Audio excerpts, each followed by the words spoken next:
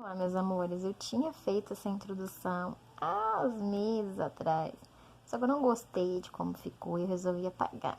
Tava até bonitinha, sabe? Arrumadinha, mas não tava legal. Vou fazer pra vocês de novo. O vídeo de hoje vai ser como eu descobri que o meu filho, como eu comecei a desconfiar que o meu filho pudesse ter autismo. E logo mais à frente vão ter pequenos vídeos com alguns comportamentos dele, assim, que são bem peculiares e que são bem, assim, pertinentes à pessoa aí que tem, né, o aspecto autista. São pequenos, assim, comportamentos diferentes, alguns bem sutis, que eu fui percebendo desde que ele era assim muito bebezinho. Só que assim, isoladamente não significam nada, mas todos eles juntos, né, me acenderam um alerta. Eu estava até conversando com uma moça ontem. O meu menino sempre chorou muito. Se vocês olharem os meus vídeos, meu filho tá sempre chorando. E sim, sem motivo, ele sempre foi aquela criança muito nervosa, muito irritada. Eu lembro que era essa palavra que a minha tia usava, né? Nossa, ele é muito nervoso. Como eu dava mama pra ele só no peito, até aí os 5 meses, que eu comecei a introdução antes, 5 meses, eu sempre achava que era fome. Eu sempre cheguei a comprar até fórmula. E nada, e ele sempre muito irritado. Teve um dia que ele chorou 35 minutos direto, sem motivo, sem estar com dor. E a gente tentava ver nada. Ele sempre foi muito nervoso. E assim, apesar dele ser muito alegre, muito brincalhão, foram passando os meses, a gente via que ele não tinha interesse, assim, na gente. Curiosidade em olhar o que a gente estava fazendo, curiosidade em imitar o que a gente estava fazendo. Ele não olhava pra gente, não olhava, evitava o contato visual. Oi, Pepe, tô falando de você. Deixa eu falar que tá pelado. Tá peladão aqui. Ele evitava o contato visual. Mas até então, né, criança, igual a médica falou comigo uma vez, mas criança nessa fase não se interessa mesmo, né? Pelas pessoas. Só que com o tempo, a criança começa a interagir mais. E o meu filho não. Os olhares dele sempre eram muito vagos, muito perdidos, sempre aqueles olhares laterais. Muitas vezes ele olhava a nossa direção, mas você via que ele não estava olhando pra gente, ele estava olhando para um detalhe na minha blusa, algum detalhe na parede. Ficou assim aquela pulga, sabe? Ficava aquela bem pulguinha atrás da orelha. Algumas manias, tinha vezes que ele chorava, a gente tinha que subir com ele pra rua e ficar com ele na rua. Vamos dizer assim, era como se fosse um surto, é um choro diferente, não um choro normal de uma pirraça, é como se fosse um surto mesmo. E esse comportamento sempre muito nervoso, não gostava muito que pegasse nele. Se você passasse a mão no rosto dele, ele tirava a sua mão. Hoje, muitas dessas características ele não tem mais, igual ele já aceita que passa a mão no rosto dele, ele já é mais carinhoso, muito agitado, sempre muito agitado, sempre pulando, sempre se balançando o tempo todo. Ele nunca foi aquela criança que sentava, que, sei lá, vai ver um desenho e assim, quietinho. Ele tava sempre se balançando, sempre mexendo as mãozinhas. Quando ele começou na fase de se interessar por brinquedos, com alguns meses, aí uns 6, 7 meses, porque ele sempre foi interessado por brinquedo, tá? Sempre foi. Nunca foi aquela criança, eu brinco com a caixa. Não, ele gosta de cores, luzes, muitas coisas coloridas, chama a atenção dele, ele sempre gostou. E ele gostava de objetos que girem. Carrinho, ele virava o carrinho de cabeça para baixo, ficava ali horas, assim, horas não, né, gente? Meia hora, 15 minutos girando a rodinha do carrinho, ventiladores, coisas que giravam. quando ele era assim, eu tava aí com 7, 8 meses, ele começou, assim, que eu notei, né? Porque talvez esses choros anteriores, que a gente, né, que ele era bem mais novinho, fosse por causa de barulho ou alguma coisa assim que incomodasse, a gente não sabia. Mas a gente começou a perceber que ele tinha muito sensibilidade auditiva, muita sensibilidade auditiva. Então, barulho de cortador de grama, barulho de aspirador de pó, tudo barulho que fosse muito alto incomodava. E ele começou a chorar assim na igreja, às vezes com uma música que tocava, mas ele chorava desesperadamente. E até hoje, quando ele tem algum som específico que o incomode, ele chora de desespero. Até um desenho, que às vezes ele sempre vê aquele mesmo desenho, aquela sequência. Chega determinado tempo, aquilo ali deixa ele em pânico. E enquanto você não tira, ele não para de chorar. Mas até a gente descobrir que era aquilo, que era isso, é um processo. Né? Porque é difícil, uma coisa que a gente não sabe lidar. E foi acumulando. Aí chegou, acho que 4, 5 meses, né, que a criança começa a ter o sorriso social, que você faz a gracinha e a criança dá um sorrisinho. Não fazia. Sempre muito sério. Aí eu lembro que as pessoas falavam assim, não, ele não gostou de mim, né? Mas ele não fazia nem com a gente. Ele sempre foi muito risonho, brincalhão, mas assim, se você forçasse a interação, se você fizesse cosquinha, ele gosta de cosquinha, né? Se você forçasse mesmo a interação, fazia ele prestar atenção, ele ama brincar.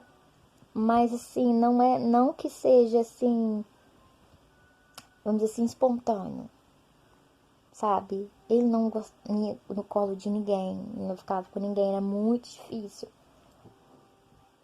7, 8 meses, isso foi acumulando, né? Coisas, características.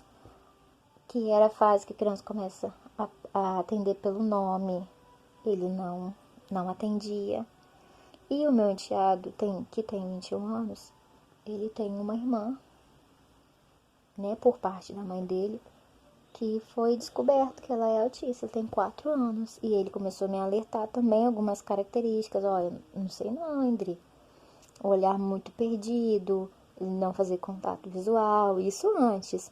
Começou, ele não atendia a gente pelo nome, quando a gente chamava, não atendia. Parecia que o menino era surdo, até hoje, tá, gente? Ele olha muito pouco. Tipo assim, sei lá, de 15 vezes que você chamar, ele vai olhar 2, 3. Ele se alimentava normalmente, com as papinhas, com as verduras, frutas. Não tive dificuldade na introdução alimentar. Só que de 11 meses pra lá, ele começou a não querer comer. Mas muitas vezes ficava só mamando e começou a recusar alguns alimentos. Então tinha vezes que eu não sabia, porque eu nunca lidei com isso. Mesmo assim, continuava insistindo. E eu fui notando que algumas coisas ele começou a aceitar de novo. O arroz e feijão. Então, arroz e feijão. Mas, poxa, ele precisava comer um legume. Tentava o legume. Nada, nenhum, gente. Nada. Desespero total. Aí, banana ele gostava. Então, come banana, arroz e feijão. E aos poucos eu fui descobrindo que o problema dele era com a textura dos alimentos.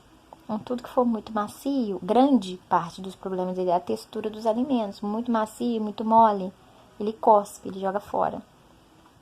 Não bebia água, de jeito nenhum, cuspia. Ele começou a selecionar o que ele comia e o que ele não comia. Então, muitas vezes, ele comia 2, 3 grupos de alimentos só.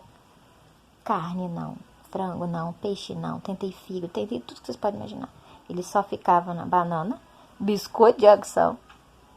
Então, qualquer coisa feita de banana, biscoito de água e sal, o inhame e às vezes o arroz e feijão. Hoje, né, ele já come bem as coisas, mas ficou nisso assim um bom tempo. E tipo, era desespero total, sabe? Então, essa questão da alimentação e tipo, bateu aí um ano e pouco, que era a época dele estar falando as primeiras palavrinhas e ele não fala, não assim, não evoluiu. Então hoje tá com 10 meses, ele não fala. Outra coisa, ele não pedia, não apontava o que ele queria. Até hoje não aponta. Ele não aponta, ele não dá tchau, ele não manda beijo. A interação com as pessoas melhorou bastante, mas essa questão de comunicação dele Ele não sabe dizer se ele caiu, se ele machucou, nem mostrar. Ele só chora, né? Aí é onde fica complicado. Então foram várias características que me levaram a ter essa desconfiança, né? Que ele pudesse ter autismo. E vocês vão ver aí pra frente a evolução desse vídeo que já tá gigante.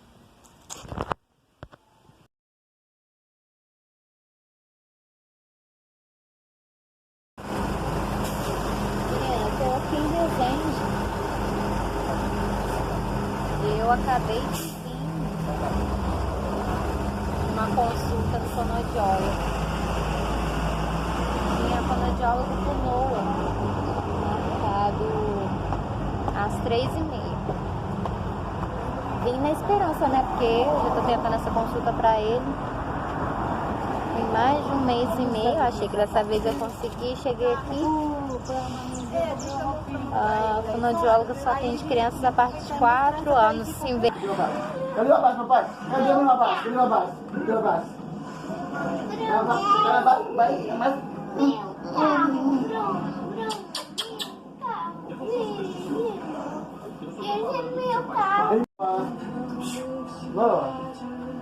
Noah, cadê o abraço, papai? Ô, bem, filho, atenção, atenção. Noah. Filho. Noah! Ô, Noah. Noah Gabriel. Noah Gabriel.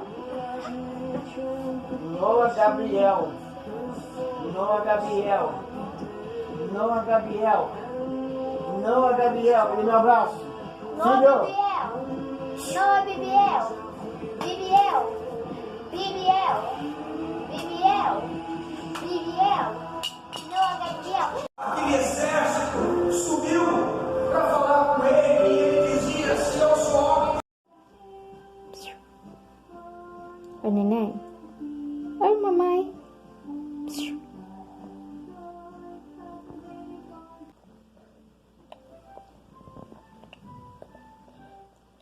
Olha aqui pra mamãe. Noah. Noah. Toma, no biscoito. Não faço não, filho. Não, as velas! Toma. É pra comer, neném. Maldição! Isso foi muito irado. Vai, foi. Mas ainda não tem. Pegar a ração do gato.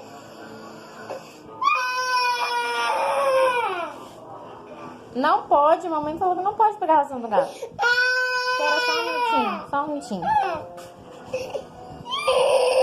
Você é muito nervoso, neném, calma. Calma aí.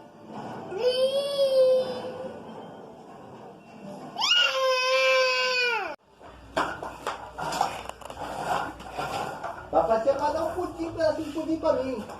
Marisa não come tudo não, hein?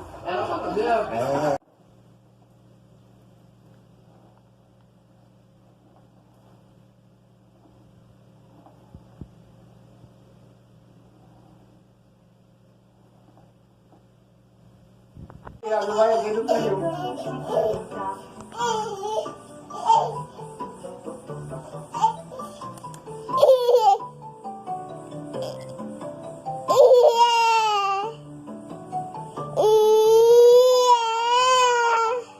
Ele se irrita, começa a rir, depois se irrita com...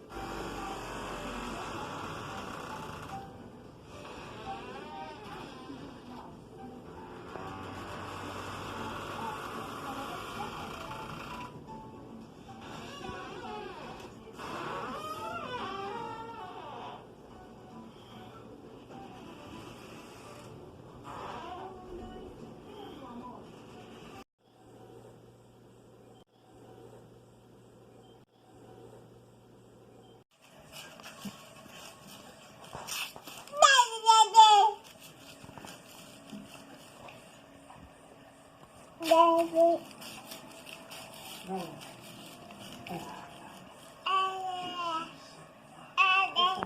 o que está acontecendo agora? Nós estamos numa clínica e o Noah vai passar hoje pela primeira vez pelo neuropediatra para a gente confirmar ou não a suspeita de e vamos ver qual que é a avaliação do médico, né? De Uber, porque, gente, o lugarzinho longe, viu? É longe. Exatamente isso, são hábitos criados. Tem criança que só come o mesmo prato, o mesmo talher, tem gosta de determinada roupa, determinada cor, tem uma inflexibilidade de rotina. E por último, interesse restrito. Nessa idade é muito difícil de avaliar. O que a gente consegue avaliar mais é letras, números, que as crianças nessa idade gostam de gostar. O que é isso aqui? Isso aqui é... Então, acabei de sair da consulta, tô aqui no shopping.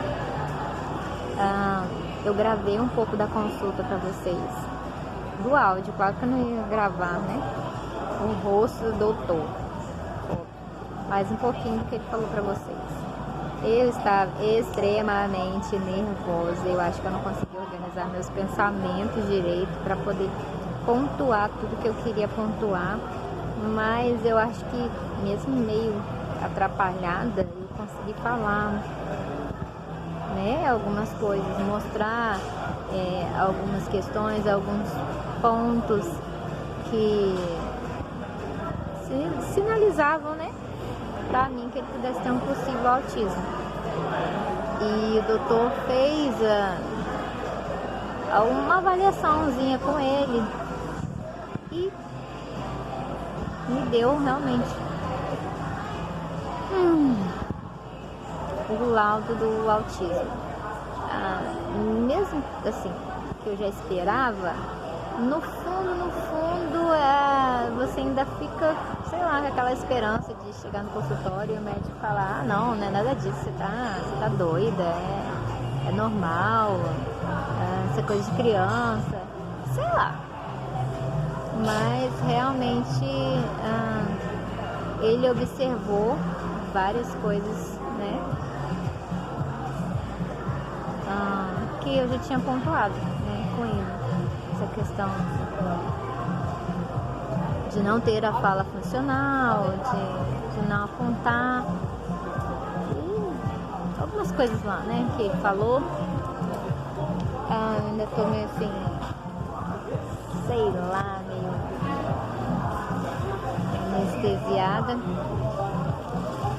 Hoje meu dia já não foi muito bom, tem uns 2 dias, eu acho que é por conta da ansiedade, né, dessa consulta. Eu tava esperando muito por essa consulta, então eu já não levantei me sentindo muito bem.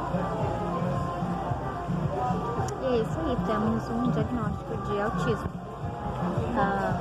O médico disse que não tem como ele dar 100% de certeza, né, até por conta da idade dele, mas ele me deu o laudo até para poder ficar mais fácil, eu tô correndo atrás das terapias. E porque tem, assim, uma grande chance mesmo, uma porcentagem bem boa de chance, né, dele ter o autismo. Aí eu vou correr atrás, né, das terapias, com o laudo na mão fica mais fácil, e depois de 6 meses eu vou voltar. Aí agora ele falou assim, mãe, se daqui 6 meses ele voltar, ele tiver, sei lá, melhorado tudo, não tiver nenhuma característica mais, nenhum sintoma, eu rasgo o laudo, não tem problema. Mas, a princípio, é isso. Vamos ver, né, o que pra frente, o que vai ser.